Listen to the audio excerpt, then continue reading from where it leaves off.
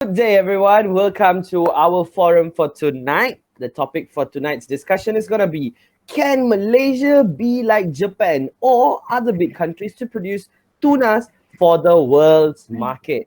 Okay, joining us today on this wonderful evening will be Miss Kong Ziking, Miss Shakila, Dr. Diani, and Prof. Asma, and also me, Sharvin. Okay, thinking of this situation of COVID-19 leaves us in an virtual forum on this topic. No matter what happens, our forum will still go on strong. Now, let me just start off. Why are we actually talking about tuna this evening? Yeah. Okay. Tunas are among the world's most popular fish and therefore among the most commercial valuable. Okay, fished in more than 70 countries, tunas are marketed in fresh, frozen, or canned form. Tuna species are critically to both commercial and recreational fisheries. But because of high demand for this fish, many stocks are exploited to full capacity or even overfished at certain regions. The World Wildlife Foundation focuses on transforming the global tuna fisheries market and improving the way they are managed. Through our work with the Marine Stewardship Council, MSC, and the International Seafood Sustainability Foundation, ISSF, we help global tuna fisheries implement more sustainable practices, which ensures that these valuable resources is harvested responsibly, yielding benefits for ecosystem and livelihoods. Okay. We basically prioritize on 7 main tunas, which is going to be the Atlantic tuna, the Southern tuna, the Pacific bluefin tuna, big eye tuna, yellowfin tuna, albacore tuna, and skipjack tuna. Firstly, regarding our topic, which is specifically on tuna fishing and tuna industry, I would like to give a brief introduction about these tuna fisheries. Catch tuna fisheries are categorized as high-value fish, is now the main focus for development to increase a fish production. Okay, let's hear it from our experts, our fellow panels over here. I would like to call upon Miss Shakila from the international organization, PIC, to give her point of view. Miss Shakila, can we hear it from you? Thank you. Thank you, moderator. I maybe provide an overview of the current status of the global tuna industry in terms of the major fishing fleet, tuna trading company, processing site and principal market. As we know, the global tuna chain is heavily dependent on the tuna supplies from the Western and Central Pacific Oceans, with almost 60% of the global catch taken from the region. PIC are the primary custodian of WCPO tuna resource as the majority of WCPO catch is taken from within their EEZs. In addition to their fisheries management responsibility, we seek use our tuna resource as a platform for the potential economic development. As a major stakeholder in the global tuna industry, it is critical the Pacific Island countries have a comprehensive understanding of the supply chain dynamic which extends beyond issues pertaining to tuna resource management. In particular, enhance understanding how industry driver and market dynamics shape the global tuna supply chain and influence the major industry player is critical to us achieve stronger control and deriving greater economic benefit from our tuna resource. So I think Japan can be one country that in stronger of the tuna resource. So Malaysia can be like Japan in the tuna economy Nice, industry. nice, nice. Thank you very much, Miss Shakila, for proving us that Japan can also, Malaysia can also be like Japan. Yes. Okay, looking on. Thank you, Miss Shakila. Now, bring it on to our own specialist in our own country from the Jabatan Perikanan. Can we please have Dr. Siti Nur Diani, please, to have a few words from her? Miss Diani? Okay, can you guys hear me? Yes, doctor. Yes, doctor. Thanks to Mr. Shavin and hello and good day to everyone. Hi. So I would like to share the perspective on Jabatan Perikanan Malaysia itself. which is Malaysia tuna's industry is predominantly consisting of small-scale fishermen. So based on the previous official data, most of tuna landings in Malaysia were recorded at the district of Semporna, Sabah. And in 2010, the estimated tuna landings were about 1,000 tons, valued 600 million. Somehow, it is estimated to surge up to 80% by 2020. So majority tuna catches are exported to Japan and Europe, and but it is only a small percentage of the catches were consumed by Malaysians. Malaysia has two registered with the Indian Ocean Tuna Commission (IOTC), which is one of it is Dermaga Air Dalam and another one is Tanjung Lembung in Langkawi Kedah. So as Malaysia has this kind of locations, I strongly agree to the fact that Malaysia can also be like Japan in tuna fish industry, which is the IOTC is the intergovernmental body department that coordinates the management of tuna stocks in the Indian Ocean. So through the Fisheries Department has issued licenses to 17 vessels and approved 93 permits for companies to buy or build new fishing vessels. The western part of the South China Sea has been known for its abundance of long-tailed tuna, as mentioned by Mr. Sharvin just now.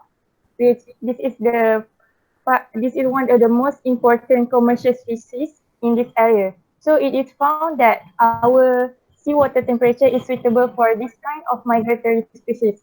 The near surface water are relatively warm, at about 29 degrees Celsius in the summer because of the low latitude and a tendency for the equatorial current to feed warm water into the sea.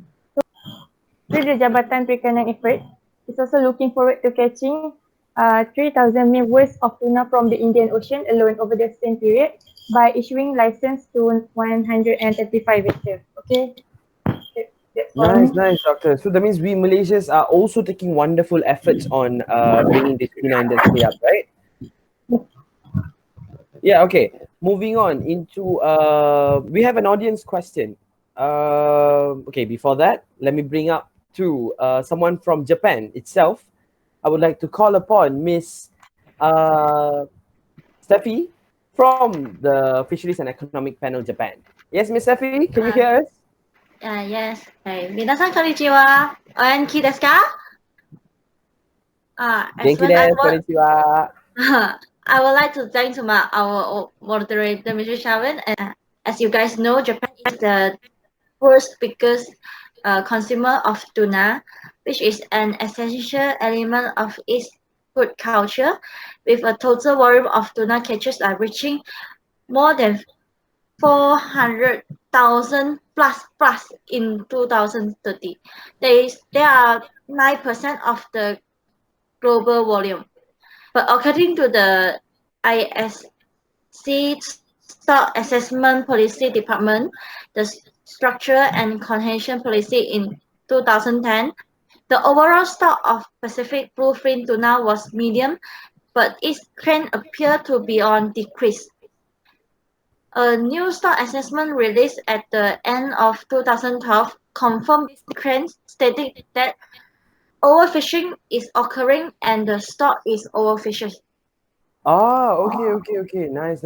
I guess we have lots of questions. We will bring up the questions in a while. Yes, Before okay. that, I would like to hear a few words from an economist from Jabatan Ekonomi Malaysia. Can we please have Prof. Asma to say a few words on her side? Miss Asma, Prof. Asma, can we have you? Can you hear us, Miss Asma? Yes, I can hear you. Okay, thank you, Mr. Sharvin, for inviting me in talking in this forum.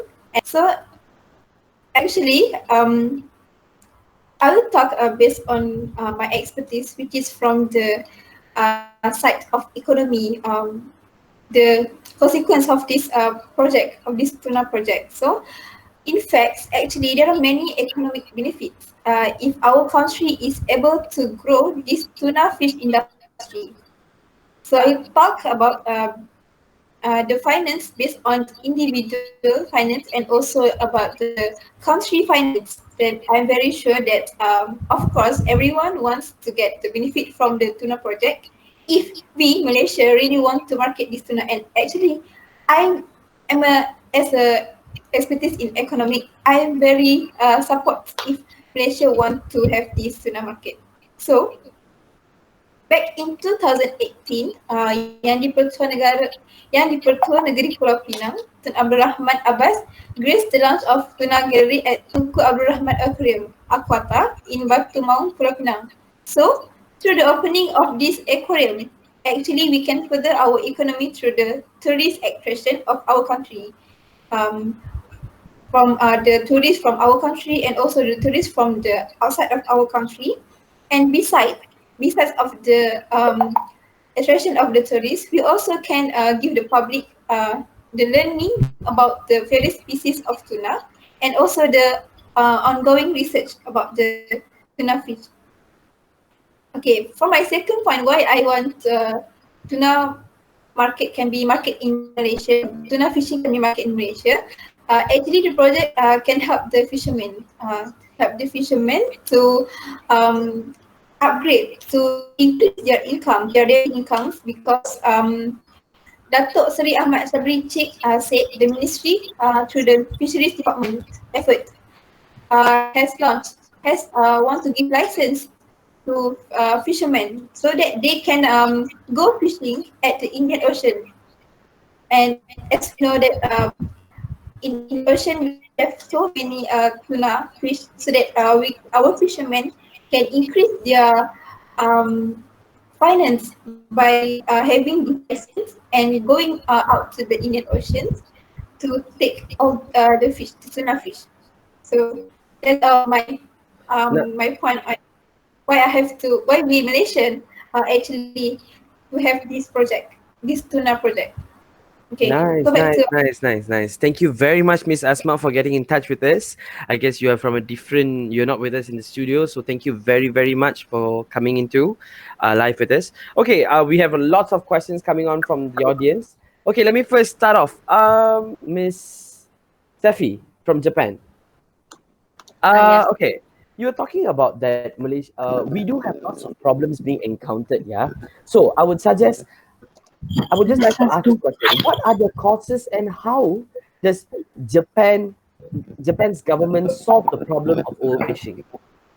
The main cause of this decline of the considerable fishing effort that specifically target the juvenile tuna fish that is below 30 kilograms. The majority of the vessels fishing juveniles is personnel, some of which target the spawn area. So, in response to concern regarding over exploitation of the Pacific bluefin tuna, our government launched an action plan in May 2010 that entitled toward effective conservation and management of bluefin tuna. Moreover, our government took additional measure requiring all the Pacific bluefin tuna aquaculture operation to be registered and report, including the number of cage in the operation and the source of the flight. This is how our government to solving the tuna overfishing problem. So if the Malaysia encounter the same situation, you can refer to our government approach. And if Malaysia needs help, our government will do our best to cooperate. Nice, nice. Thank you very much, Miss Steffi from Japan. Yeah, this is a very, very nice backup for us, our country, Malaysia, for actually beginning a new effort in this tuna market. Okay, next question. To Miss Diani from Jabatan Perikanan Malaysia. Okay. There's just one question. Can you give examples that show tuna fishing industry actually giving benefit towards the impact to this country? I mean, like, is it really helping it out? What do you think about it, Miss Diani? Okay, in my perspective, Jabatan Perikanan Malaysia has been continuously monitoring the industry in relations with the fishing regulations and methods. So what to be highlight here is business to business relationship. That means that it is very essential in enhancing business sustainability and developing long-term relationships, so that will increase business performance as well to lower costs and reduce uncertainty. And for my second point is it will access to pricing information that is an alternative for market outlets that enable small-scale farmers to respond to market opportunities. That is, information sharing in a supply chain includes product structures, process information, cost information, quality information, resource information, inventory information, order information, and planning information. Okay, that's all. Okay. Nice. Miss Asma, can we get in touch with you again, Miss Asma? Yes. Okay. Yeah, okay. This is another last question, huh? Okay, you were saying about galleries, fishermen benefiting and all those stuff. Is there any other society, since you said actually does those stuff actually exist, is there any other societies or locals which can benefit from this tuna market project, and how can this actually be benefited? Okay, thank you, Mr. Sharban, for that brilliant question. Okay, of course, all of us want to know what is the benefit to our society if we have this project in Malaysia. So basically, actually, our society today has a very incredible idea that they have turned the tuna fish into many products, many new products actually. For example, we have satay, we have burger, we have nugget that made from tuna. So they can produce more products from the tuna, not just what we saw in Japan. Actually, for the famous tuna is tuna in the tin, and also what we call that sushi in Japan. So that's very famous food, right? So in Malaysia, we also have our food that they have renewed the product of the food into many other states. So besides that, there is also people selling cold grilled chili coated tuna fish wrapped in banana leaf at Bazaar Ramadan. They also sell this tuna fish, but in our Malaysian way. So this shows that our people, our society can take many advantage in producing tuna foods beside the can, and it can help them to increase their income. Nice. Thank you very much, Prof. Asma.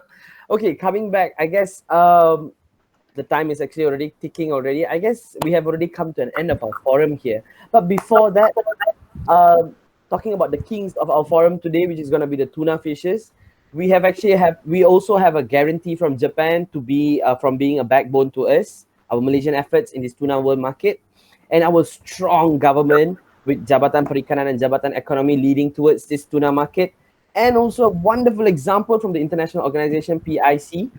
I guess, according to all our wonderful panels and expert panels in this industry, Malaysia can be like Japan or other big countries to produce tunas for the world market. So Malaysia can also enhance in many other ways in being a main supplier for tuna of this wonderful protein towards the whole world market. I guess that's all for tonight. We have come to a conclusion, and thank you very much to all our experts, Miss Diani, Miss Steffi, Miss Kila, and Prof. Asma. Thank you very much for joining us this evening. May this COVID session end. Yes. Yeah, may this COVID session end, and thanks to COVID in a way for giving us to meet in this virtual world. Thank you very much. Thank you.